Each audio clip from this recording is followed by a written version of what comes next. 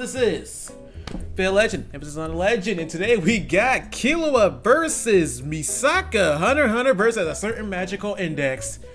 Man, I love Hunter x Hunter. One of my favorite animes out there, next to Demon Slayer, One Piece, Gurren Lagann, Samurai Champloo, whatever. Hey, but Killua's my boy. Probably I guess somewhat the fastest thing alive in the Hunter x Hunter universe. I think. I don't know. I think there's like new chapters on the Hunter x Hunter manga, but yeah. So of course I'm gonna be rooting for my boy Killua. Let's do this. Killua Zoldyck, Hunter x Hunter's prodigious lightning assassin. Misaka Koto, Academy City's ace electric princess. Question: what is more terrifying than the all-powerful crackling might of lightning? Lightning in the hands of cocky, hyper-talented teenagers. Oh, the worst combination. Anaru. He's Wiz and I'm Boomstick. And it's our job to analyze their weapons, armor, and skills to find out who would win a death battle. Huh, they're using pixels. Alright. The Zoldicks, a vicious family of known assassins the world over. So infamous for their killing techniques, a single photo of any member sells for millions. You don't want to be the target of their next family outing. But like all families, there's bound to be a rebel. As was the case with the middle child, Killua. They seriously named him Kill? Hardcore. Well, it might be a pun on the term kilowatt, but kill is apt. I never really thought of it like that. Tensing people since he was 3. I'll say, at age 14, he was strong enough to open a 64-ton door.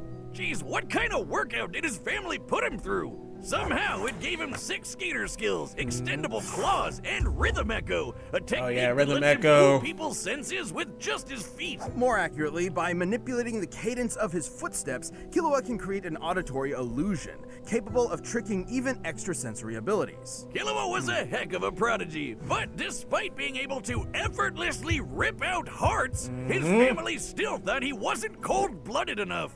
Fed up, he ran away. Not to the circus, but to the Hunter Association.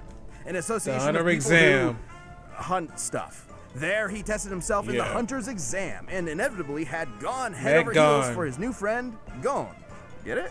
Oh, God, Wiz, are you still taking those waste-of-time improv classes? Yes, and what the heck? I think it's going pretty well. Killua's family didn't like him making friends, so they sat him down and then calmly and politely tortured him mercilessly as punishment. It was only thanks to Gon that Killua finally convinced his old man to let him go out on adventures with his buddies. But this change of heart was no act of compassion. Killua's father saw his freedom as just another step in molding him into a better killer. And in some ways, he was right. Through his adventures, Killua learned Nen, an invisible life force that... Yeah, it's key. It's always key. Pretty much. Actually, this one's a bit more complicated.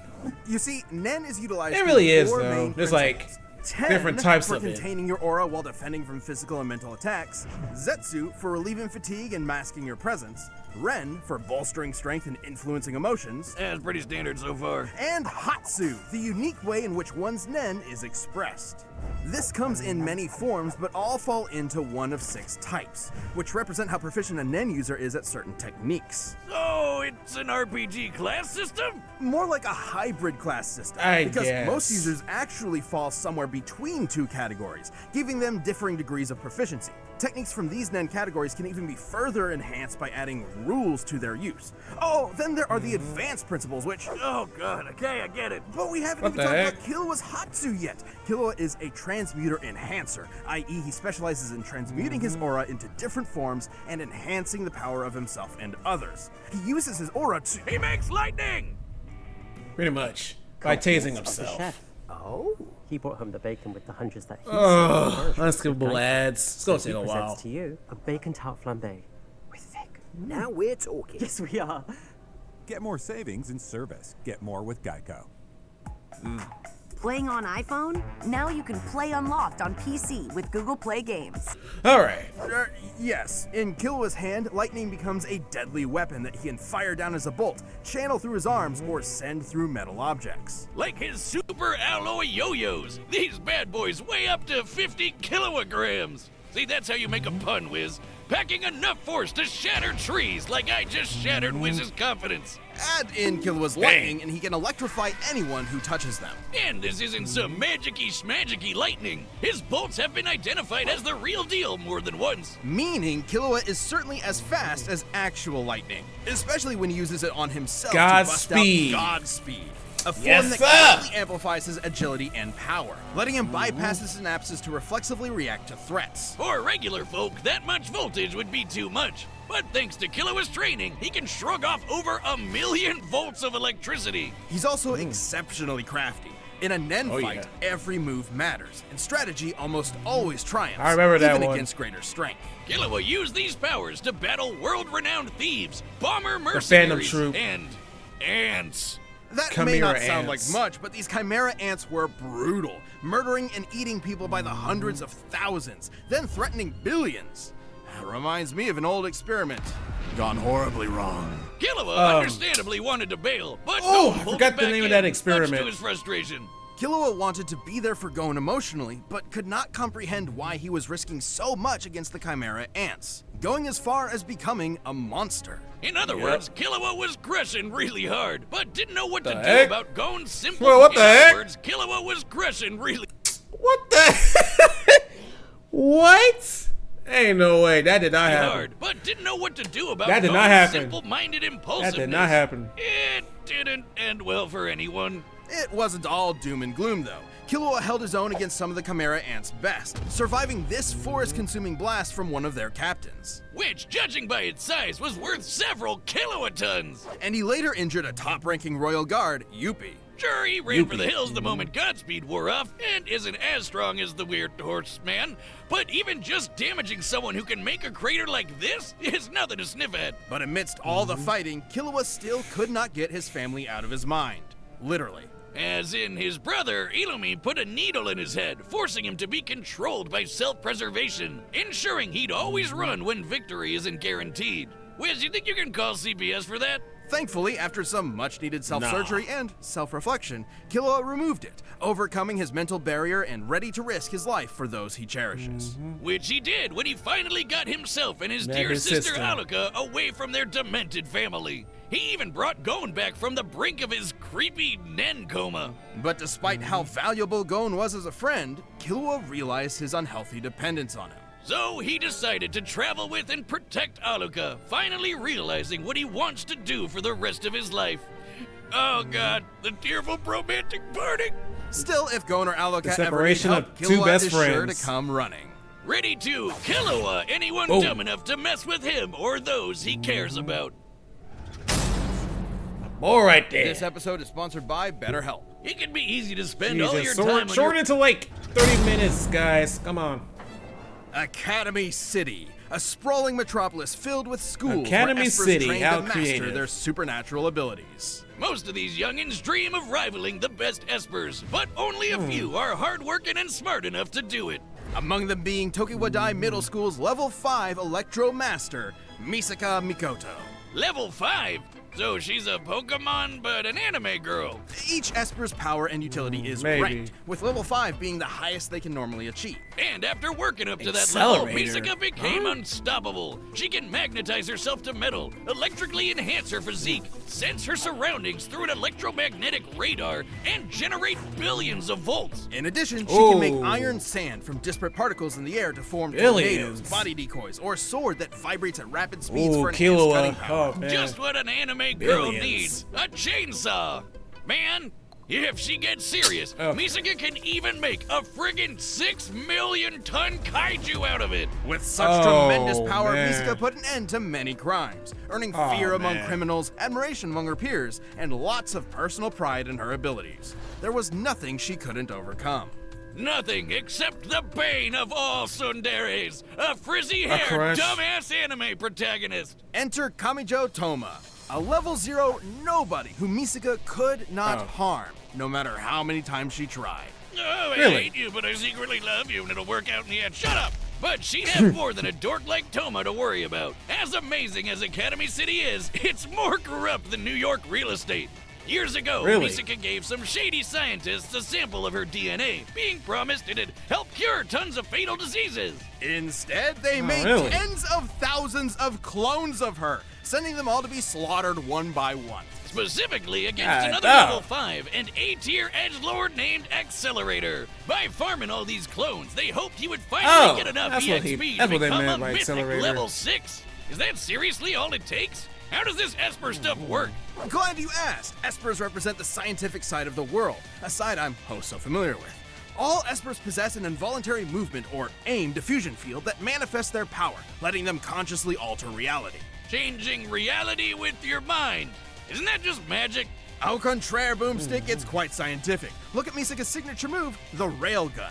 Many real-life railguns use a set of parallel conductors to generate Lorentz force. By envisioning imaginary rails between herself and her target, Misaka can create a similar yet greater effect, accelerating the speed and kinetic force of a projectile, usually a coin, into a concussive bullet.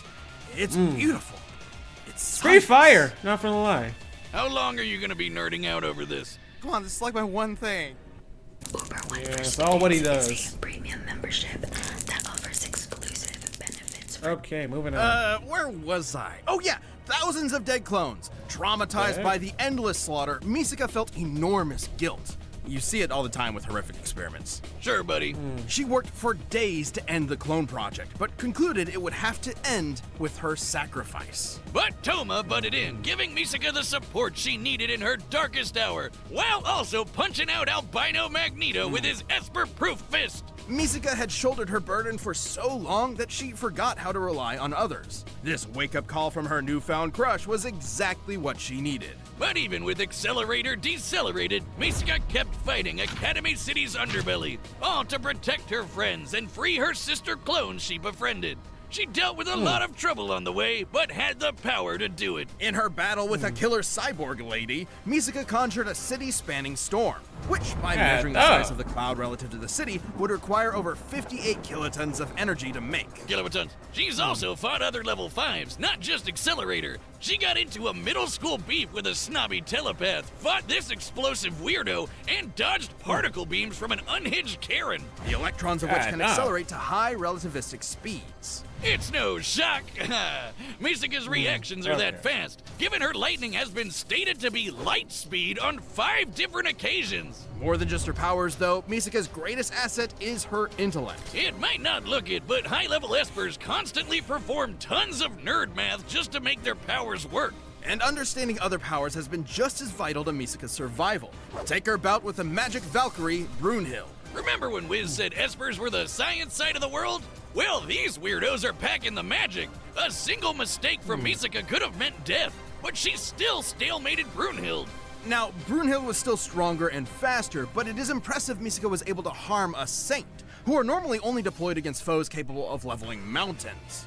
One such foe, Hell, froze 100 kilometers of ocean. You'd think this means Misaka can take on all Like sorts of Aokichi? magic baddies. But alas, the power One Piece. creep says otherwise. He's actually serious. When you're dealing with crazy magicians and magic gods, even a level 5 Esper struggles to keep up. Misaka valued her abilities so highly that she struggled to maintain her self-esteem when they weren't enough. A shame Misaka cares so much about getting stronger when Toma appreciates her as a person first and foremost. While certainly a flaw, that ever-persistent hard-headedness will also keep Misaka around, no matter the stakes. So watch out, because this pint-sized 14-year-old is quite literally a walking railgun. Oh This boy. episode is sponsored by... Billions of volts. Oh, man. But either way, I'm still gonna root for my boy Killua, even though he might be cooked. Oh! Let's do this!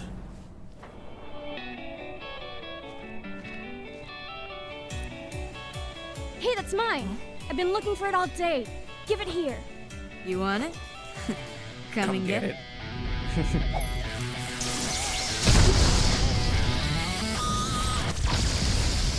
Coins, huh? I had a butler who used these.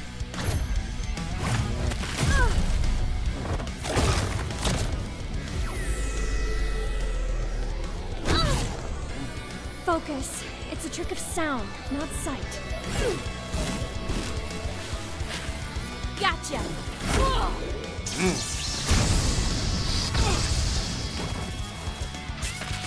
He's good at hand-to-hand. Better keep my distance. She has stronger lightning. Gotta get in close. No problem.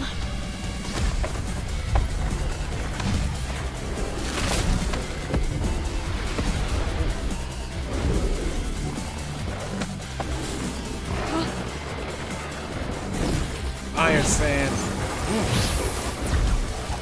Good old friend Yo-Yo. No time to break.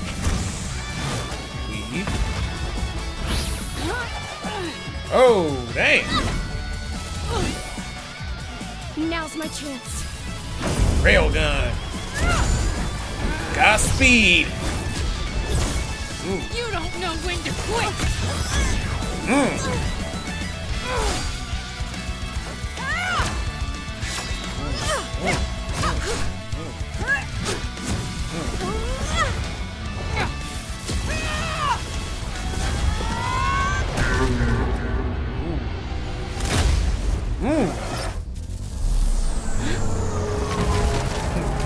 The kaiju.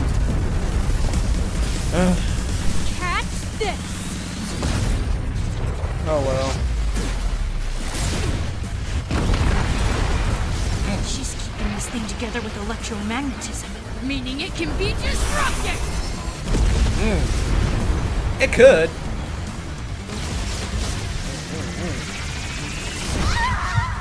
Oh! Wait a minute.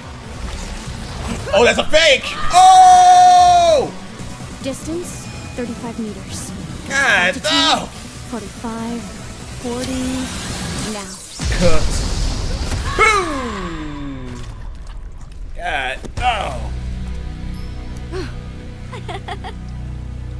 Best 200 word crazy essay work. in 10 minutes will win $200. I think I'll win.